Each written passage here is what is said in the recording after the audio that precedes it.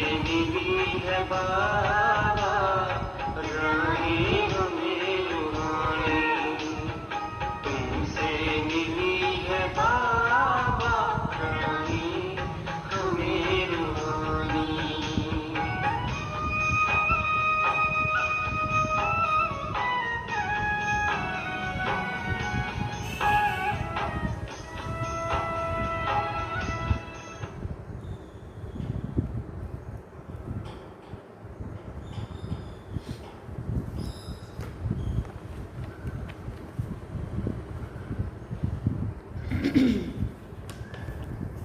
ओम शांति। बाबा good morning. आज बाबा के 8 जुलाई 2022 के महावाक्य हैं। बाबा ने सार में कहा, मीठे बच्चे, वाहियात बातों में तुम्हें अपना अमूल्य समय बर्बाद नहीं करना है। व्यर्थ बातों में तुम्हें अपना अमूल्य समय बर्बाद नहीं करना है। बाप की याद से आबाद होना है। बाबा ने प्रश्न पूछा, बाप दादा दोनों ही निरंकारी बन बच्चों के कल्याण के लिए कौन सी राय देते हैं? तो बाबा ने उत्तर में कहा, बच्चे सदैव समझो हमें शिव बाबा पढ़ाते हैं। भले ब्रह्मा बाबा भी तुम्हें पढ़ा सकते हैं, लेकिन शिव बाबा को याद करने में ही तुम्हारा कल्याण है। इसलिए ये दादा निरंकारी बनकर कहते हैं कि मैं तुम्हें नहीं पढ़ाता हूँ। पढ़ाने वाला एक बाप है, उसे ही याद करो। उनकी याद से ही तुम विकर्माजीत बनेंगे। विकर्म विनाश होंगे मेरी याद से, विकर्म विनाश होंगे मेरी याद से नहीं। उनकी याद से ही तुम विकर्माजीत बनेंगे, विकर्म विनाश होंगे। ब्रह्मा बाबा कह रहे मेरी याद से नहीं। ओम शांति।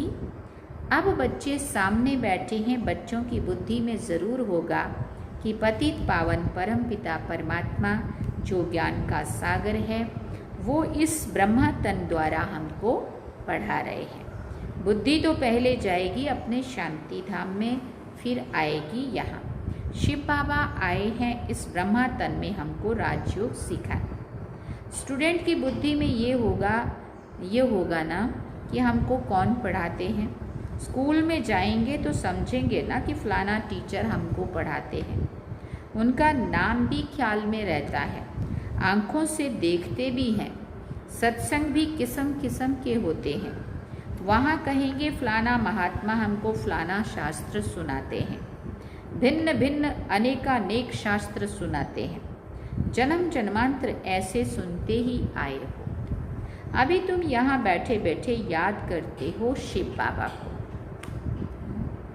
तुम समझते हो हमारा पतित पावन बाबा वो शिव है, वही आकर ब्रह्मा द्वारा हमको पढ़ाते हैं। ये ब्रह्मा भी पढ़ाते हैं। जब ब्रह्मा कुमार कुमारियाँ भी पढ़ा सकते हैं तो क्या ब्रह्मा नहीं पढ़ा सकते होंगे? शिव बाबा का ज्ञान जो ब्रह्मा बाबा के द्वारा हम सुन रहे हैं, अगर हम इतने अच्छे से अच्छा दुनिया को ज्ञान सुना सकते हैं तो क्या शिव बाबा का ज्ञान ब्रह्मा बाबा नहीं सुना सकते होंगे? फिर भी तुम ऐसे समझो कि हमको शिव बाबा ही पढ़ाते हैं, ना कि ब्रह्मा बाबा। इसमें बाबा ने कहा तुम्हारा बहुत फ़ायदा होगा। इसको ही निरंकारीपन कहा जाता है। बाप और दादा दोनों ही निरंकारी हैं। ये खुद कहते हैं भले मैं भी पढ़ाता हूँ, परंतु समझो कि शिव बाबा पढ़ाते हैं। जितना शिव बाबा को याद करेंगे उतना विकर्माजीत बनते जाएंगे। हमेशा समझो कि शिव बाबा पतित पावन ज्ञान का सागर हमको पढ़ाते हैं। जितना हो सके शिव बाबा को भूलना नहीं है। वर्षा भी उनसे ही पाना है। शिव बाबा कहते हैं निरंतर मुझे याद करो। ब्रह्मा की आत्मा को भी कहते हैं तुमको मेरे पास आना है। उठते बैठते मेरे को याद करने का पुरुषार्थ करो। इसमें कमाई बहुत है, हेल्थ भी बहुत अच्छी मिलेगी। कभी भी टाइम वेस्ट नहीं करो। Hear no evil, talk no evil. सिवाय ज्ञान और योग के कोई भी वाहियात बातें नहीं करनी है। जिसमें ज्ञान कम है तो ज़रूर अज्ञान ही होगा। झरमोई झगमोई करते रहेंगे, ऐसी बातें कभी नहीं सुनना। क्योंकि जो जर्म्स अंदर चले जाते हैं ना, फिर वो अंदर तकलीफ देते हैं, है ना। नफरत भी पैदा करते हैं, तो दिमाग, टाइम भी वेस्ट, एनर्जी भी वेस्ट, सब कुछ वेस्ट। जब ऐसे देखो कि वो वाहियात बातें सुनाते हैं तो समझो ये हमारा दुश्मन है। फालतू बातें सुनाकर टाइम वेस्ट करते हैं। बाप कहते हैं ऐसी फालतू बातें सुनो ही नहीं। कोई की गलानी करेंगे, कोई के लिए कुछ बोलेंगे, कहेंगे ऐसी बातें कभी नहीं सुनना और ना ही कभी सुनाना। जिसमें ज्ञान नहीं है वो ऐसी बातें सुनाकर और ही नुकसान करते रहेंगे। इसलिए बार बार समझाया जाता है कि सर्विस में तत्पर रहो। इन चित्रों पर जितना एक दो को समझाएंगे उतना धारणा भी होगी। यहाँ बैठकर चित्र देखो, ये ख्याल करो ये शिव बाबा है, ये दादा है, इन द्वारा हमको वर्षा मिलता है। फिर इस पतित दुनिया का विनाश हो, विनाश हो जाएगा। ऐसी ऐसी बातें करते अपने को भी बहला सकते हो, वो अच्छा होगा, है ना। बाबा ने कहा झरमुई झगमुई की तो पाप आत्मा बन जाएंगे। बाप कहते हैं बच्चे पाप आत्मा नहीं बनना है। दुनिया का समाचार फलानी ऐसी है, उसने ये किया, ऐसी बातें जो सुनते और सुनाते हैं मुफ्त में समय बर्बाद करते हैं। तुम तो बहुत आबाद कर रहे हो, विश्व के मालिक बन रहे हो। बरोबर ये भारत आबाद था, अब बर्बाद है।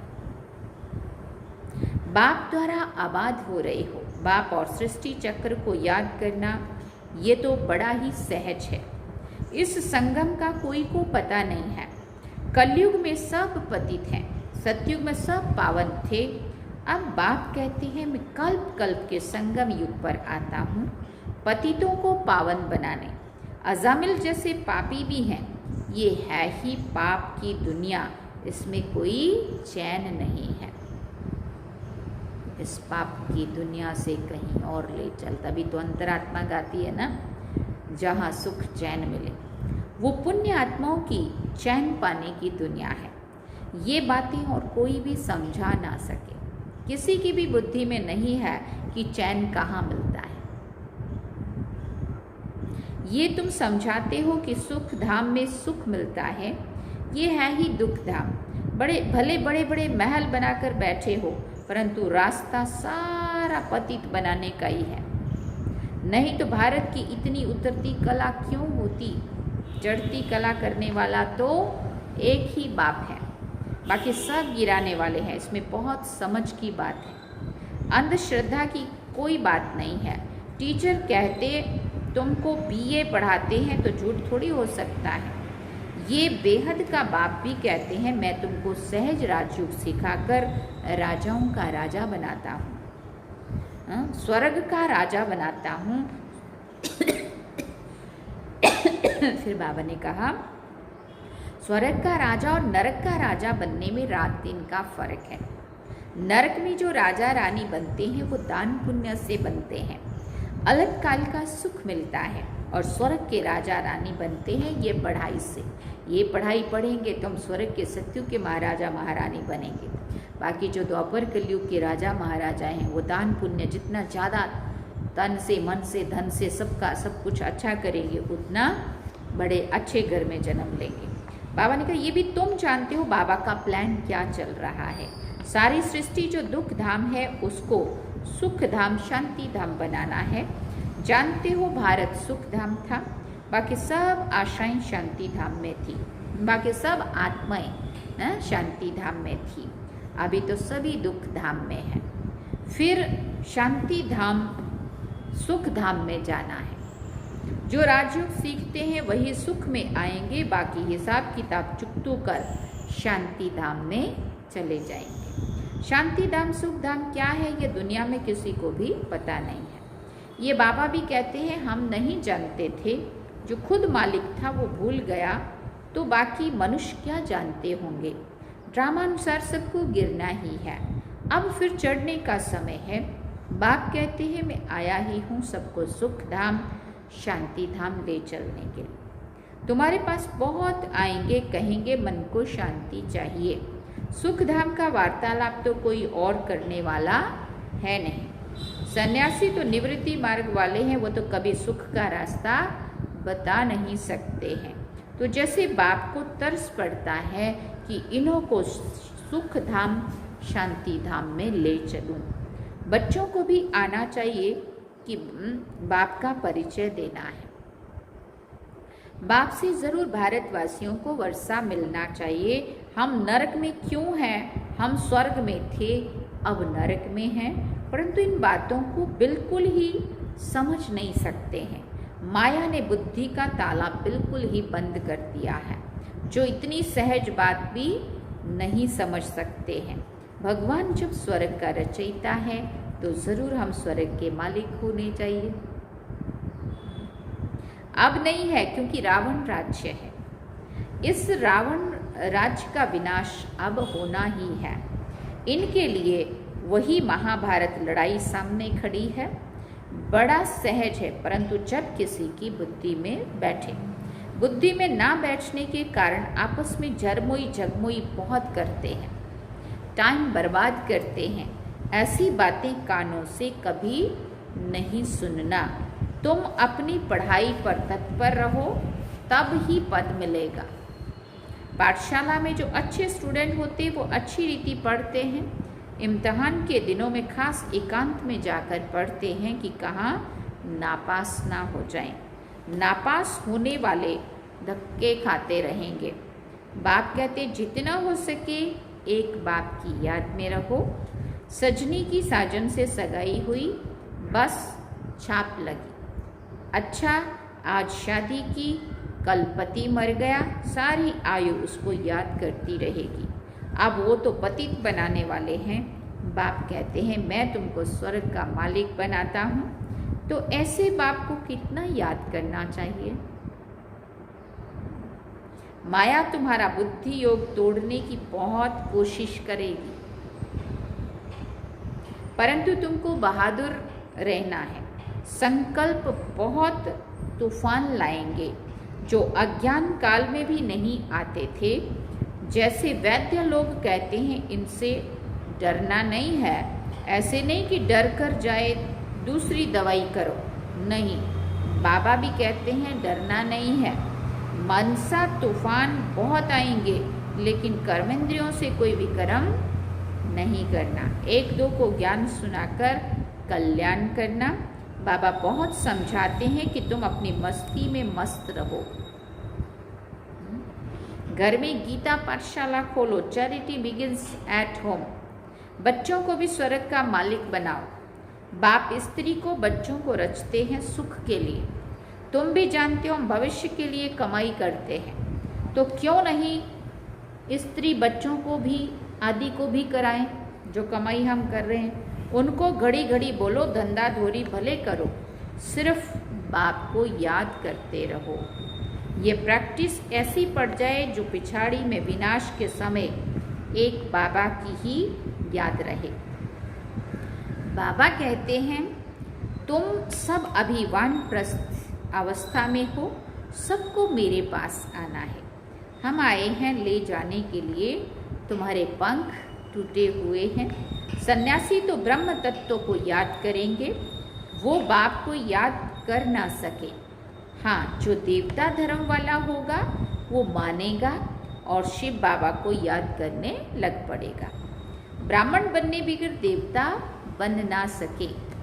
वर्णों की बाजोली है ना, शूद्र वर्ण के थे, अब ब्रह्मा द्वारा ब्राह्मण बन दादे का वर्षा पा रहे हैं। शूद्र से ब्राह्मण बने हैं, फिर हम नई दुनिया के मालिक बन जाएंगे। ब्राह्मण है सबसे ऊंच, ब्राह्मणों की चोटी है ना। हम बाजोली खेलते हैं, इसमें 84 जन्मों का ज्ञान सेकंड में मिलता है। जैसे बाजोली खेलते खेलते तीर्थों पर जाते हैं ना, वो गुलहटी खाते खाते जाते हैं ना, नंगे पाँव और ऐसे लंबा लेटते हैं, फिर वो के ऐसे जाते हैं। इसका महत्व तो रहता है, बड़ी भावना से जाते हैं। आजकल तो तीर्थों पर भी शराब आदि पीते हैं। आदत होती है तो छिपाकर जेब में बोतल ले जाते हैं। बाबा सब बातों का अनुभवी है। रथ भी बाबा ने पूरा अनुभवी लिया है। इनको भी बाप कहते हैं तुमने बहुत गुरु किए हैं, सत्संग किए हैं, परंतु अब वो सब भूल जाओ। अभी जो मैं सुनाता हूँ वो सुनो। भगवान ने अर्जुन को कहा, रथ तो वास्तव में ये है, रथ में रथी है शिव बाबा। अर्जुन का रथ में बैठ करके श्री कृष्ण ने ज्ञान सुनाया, ऐसा बताते हैं ना।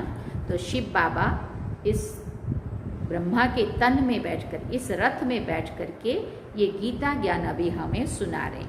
तुम सब अर्जुन हो गए। अर्जुन का मतलब जो ओटे सो अर्जुन, जो इस बाबा की बातों को समझे, अर्जित करे, अपने में धारण करे, वही अर्जुन है।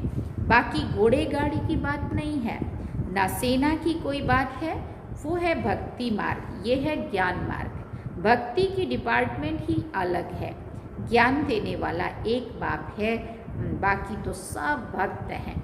सारी दुनिया के जो भी मनुष्य हैं सबकी आत्मा कहती है ओ गॉड फादर, आत्माएं समझती हैं, वही आत्माओं का बाप है। जानती भी है हमारा लौकिक फादर भी वही है। फिर क्यों नहीं हेवनली गॉड फादर को याद करते हैं? सिर्फ दुख के समय क्यों याद करते हो? बाप कहते हैं मैं इतना सुख शांति देता हूँ जो फिर दुख में मुझे ही याद करते हो। तो आपस में तुमको ये ज्ञान की बातें करनी है। मित्र संबंधियों के पास अथवा ऑफिसर्स के पास जाना भी है, सबसे ताल्लुक रखना है, बड़ी युक्ति से उनको ज्ञान रत्नों का दान भी करना है। शादी में भी जाना है तो सेवा अर्थ, हम अगर शादी में भी जा रहे हैं तो किस लिए जाना है? उन आत्माओं की, अगर शब्दों से हो सकती है तो शब्दों से, नहीं तो मनसा सेवा तो हम कर ही सकते हैं ना। तुम गुप्त अहिंसक सेना हो, तुम्हें किसी भी प्रकार की हिंसा नहीं करनी है, दुख नहीं देना है। अच्छा, मीठे मीठे सिकिल दे बच्चों प्रति माता पिता बाप दादा का याद प्यार और गुड मॉर्निंग। रूहानी बाप की रूहानी बच्चों को नमस्ते। हम रूहानी बच्चों की रूहानी माता पिता बाप दादा को दिल व जान सिखवा प्रेम से याद प्यार, गुड मॉर्निंग, नमस्ते, थैंक यू बाबा, शुक्रिया बाबा। धारणा के लिए मुख्य सार है, पहला पॉइंट, ऊंच पद पाने के लिए अपनी पढ़ाई में तत्पर रहना है। जरमुई जगमुई की व्यर्थ बातें नहीं सुननी है, अपना समय व्यर्थ नहीं गंवाना है। दूसरी बात, एक दो को ज्ञान सुनाकर कल्याण करना है। अभी कभी भी मनसा तूफान के वश हो कर्मेंद्रियों से कोई विकर्म नहीं करना है। वरदान है, सर्व शक्तियों रूपी वर्थ राइट को हर समय कार्य में लगाने वाले मास्टर सर्वशक्तिवान भव। सर्व शक्तियाँ बाप का खजाना है और उस खजाने पर बच्चों का अधिकार है। अधिकार वाले को जैसे भी चलाओ वो वैसे चलेगा। ऐसे ही सर्व शक्तियाँ जब अधिकार में होंगी तब नंबर 1 विजयी बन सकेंगे। तो चेक करो कि हर शक्ति समय पर काम में आती है। हर परिस्थिति में अधिकार से शक्ति को यूज करो। बहुत काल से शक्तियों रूपी रचना को कार्य में लगाने का अभ्यास हो, तब कहेंगे मास्टर सर्वशक्तिमान। स्लोगन में बाबा ने कहा, कोई भी महान कार्य सभी के उमंग और उत्साह से ही संभव है। कोई भी महान कार्य सभी के उमंग और उत्साह से ही संभव है। कोई भी बड़े से बड़ा महान कार्य करना हो तो बाबा ने कहा अकेले से नहीं, वो सभी के सहयोग से, सभी के उमंग और उत्साह से ही संभव है। अच्छे से अच्छा अगर उसको हम करना चाहते हैं तो सभी में, संगठन में उमंग और उत्साह सब में चाहिए, तब हम बड़े से बड़े कार्य को भी इजीली कर सकते हैं। कोई भी महान कार्य सभी के उमंग और उत्साह से ही संभव है। अच्छा, ओम शांति। ये थे बाबा के आज के महावाक्य। बाबा ने सार में कहा, मीठे बच्चे, व्यर्थ बातों में तुम्हें अपना अमूल्य समय बर्बाद नहीं करना है, बाप की याद से आबाद होना है। अभी चलते हैं हम बाबा की याद में। शांति।